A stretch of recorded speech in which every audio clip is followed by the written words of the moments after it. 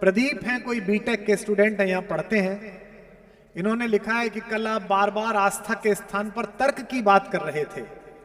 क्या तर्क ही सब कुछ है? आस्था में कोई शक्ति ही नहीं होती? पहली बात तो मैं इस युवा बालक को आशीर्वाद देता हूं कि इसके मन में प्रश्न है।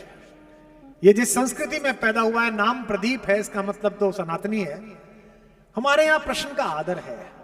दो अलग अलग संस्कृतियां हैं। एक संस्कृति वो है जो अपनी बात को फाइनल मानती है, कहती है इससे आगे कुछ बोले तो गर्दन काट देंगे, सर तन से जुदा। और एक हम हैं, यहां किसी पर भी सवाल उठाइए, सब सवालों का स्वागत है। एक संस्कृति है जहां एक वर्जित फल को खा लेने के कारण आदम और हव्वा को पता नहीं था कि ये सेब क्या है। उन्हें बता देते कि ये नहीं खाना है, वो तो नहीं खाते, उन्होंने खा लिया और खाने के बाद उन्हें नीचे फेंक दिया कि जाओ अब तुम पृथ्वी पे जाओ। एक संस्कृति तो ये है। और एक संस्कृति ये है कि एक अपरिमित शक्ति से भरा हुआ दिव्य वायु और पंच माताओं में पूजित अंजनी के योग से पैदा हुआ बालक अपनी मां को थोड़ी देर किसी व्यस्तता में देखकर भूख से व्याकुल हुआ तो उसमें आसमान में लटके हुए बालारुण सूर्य को सेब समझकर अगर खा लिया तो उससे सेब तो छुड़ा लिया गया, लेकिन किसी ने उसको शाप नहीं दिया, सबने उसे वरदान दिया कि तू भगवान के काम में आएगा, तेरा नाम आज से बजरंगबली रखा जाए।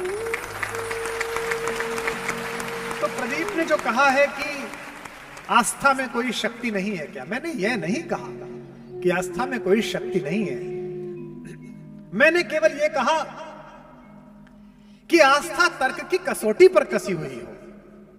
आस्था है तो बड़ी अच्छी बात है, आस्था ही तो जीवन है। भगवान श्री कृष्ण ने भी अर्जुन से कहा श्रद्धावान लभते नरः। हे अर्जुन, जिसके पास श्रद्धा है उसे लाभ होगा। स्टेशन से आधी रात लौटते हुए जब कुत्ते भी ना भौंक रहे हो, आप जय हनुमान ज्ञान गुण सागर गाने लगते हो, इसके उच्चारण में आस्था की शक्ति है।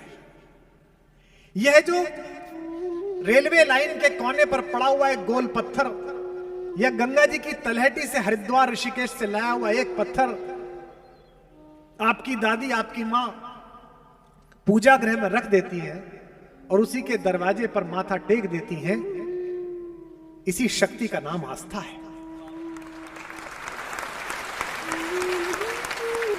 श्रद्धा तो सबसे ज्यादा है, लेकिन श्रद्धा अगर तर्क से कसकर आएगी तो फिर आप मानने लगोगे। अच्छा है कि आप बिना तर्क की श्रद्धा करो, तो सबसे अच्छा है, मान ही लो। लेकिन कुछ लोग ऐसे हैं जिन्हें तर्क भी चाहिए। कई बार आस्था तर्क को छोड़ देती है तो नुकसान देती है। पंढरपुर में एक निस्संतान साहूकार रहता था। एक बनिया था, एक व्यापारी था, लेकिन बच्चा नहीं हुआ। उसने विट्ठल क्या मनौती मांगी। मनौती मांगते ना, और मुझे बड़ा आश्चर्य लगता है। मेरा सौभाग्य है कि मैं विश्व भर के सारे तीर्थ स्थानों पर जाकर निवेदन कर चुका हूं। तो मुझसे शुरू में लोग पूछते थे क्या मांगा, तो मैं कहता था मैं तो कुछ मांग ही नहीं पाया। फिर कुछ लोग जो साथ के थे वो कहने लगते सोच के जाना सर, यहां मांगा हुआ पूरा होता है। फिर मैं निकला, बोले मांगा, मैंने कहा नहीं मैं भूल गया। तो एक ने मुझसे कहा कि आप बड़ी गड़बड़ कर देते हो, मांगते ही नहीं हो। तो मैंने कहा कि मैं मांग भी नहीं पाऊंगा। तो मेरे उस साथी ने पूछा क्यों नहीं मांग पाओगे। मैंने कहा अगर इसे भी बताना पड़ा कि हमें क्या चाहिए तो फिर ये किसका पिता और हम कैसी औलाद है, क्या बात है, उससे क्या मांगना। विष्णु से कहते हैं, विट्ठल से कहते हैं मेरा ये वाला काम करा दोगे भगवान तो 51,000 की प्रसादी कराऊंगा। किससे कह रहे हो? इस पृथ्वी के गर्भ में भी जितने रत्न पड़े हुए हैं, इस समुद्र में भी जितने हीरे पड़े हुए हैं, उन सब की मालकिन महामाया श्री लक्ष्मी, जिसके चरण चापती हो, उसके पति से कह रहे हो तुझे 51,000 रुपए दूंगा। क्या मूर्खता पूर्ण। तो साहूकार के पुत्र पैदा हो गया 15 वर्ष बाद। साहूकार ने मान्यता मानी थी कि विट्ठल अगर मेरे घर में आंगन में किलकारी गूंजी तो मैं तुझे सोने की करधनी पहनाऊंगा। करधनी जानते ना, वो तगड़ी जो बनती है।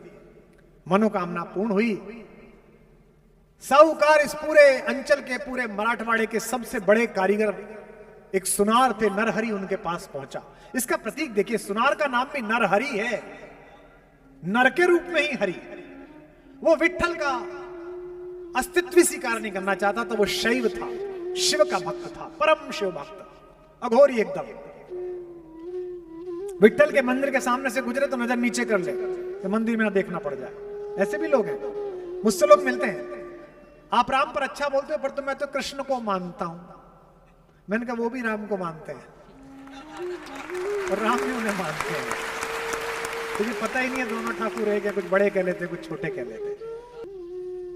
तो नारायण ने कहा कि भाई मैं तो जानता नहीं विट्ठल की मूर्ति कैसी है, मैं तो देखा भी नहीं, देखना भी नहीं चाहता, कैसे बनाऊं उनकी करधनी। तो सेठ ने कहा कि साहब चलिए जरा नाप तो ले आइए। बोले नहीं नहीं नहीं मैं नहीं जाऊंगा, तू नाप लिया मैं बना दूंगा।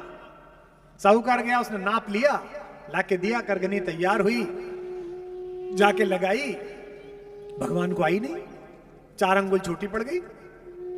सेठ वापस गया, बोले अरे सुनार साहब आपने क्या बना दिए, तो आई नहीं विट्ठल को, छोटी पड़ गई। बोले अच्छा तूने तो नाप दिया, मैंने उतनी बनाई, 7 पीढ़ियों से हम लोग बना रहे, कितनी छोटी पड़ी। बोले 4 अंगुल नाप के लाया हूं, 4 अंगुल बढ़ा दी। अब के नाप के गए, अब के 7 अंगुल बड़ी बन गई।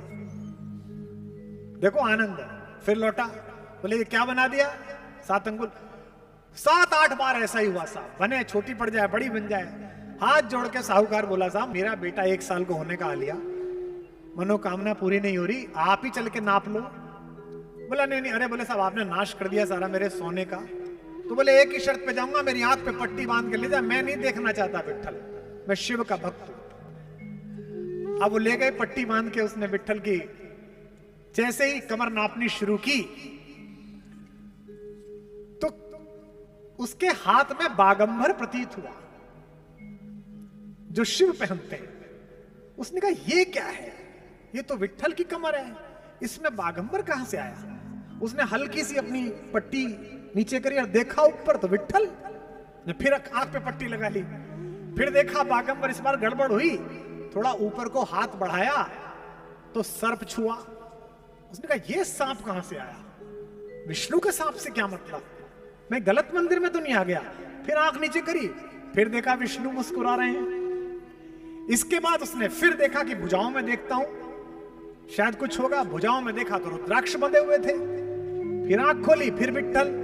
उसने अच्छा हाथों में देखता हूं, भगवान विष्णु के हाथ में शंख गदा चक्र कमल होगा, 4 हाथ हो गई। हाथ में देखा तो डमरू हाथ में आ गया। अब उसकी समझ में आना बंद हो गया, सिर ऊपर उठा के देखा तो फिर विट्ठल। इस बार अपनी पट्टी खोल दी और रोने लगा कि भगवान क्या कर रहे हो। भगवान मुस्कुराए और अचानक विट्ठल के शीश पर शिवलिंग प्रकट हुआ। आज भी विट्ठल के सिर पर शिवलिंग विश्व में अकेला मिलता है, तो पंढरपुर में मिलता है, जाके दर्शन।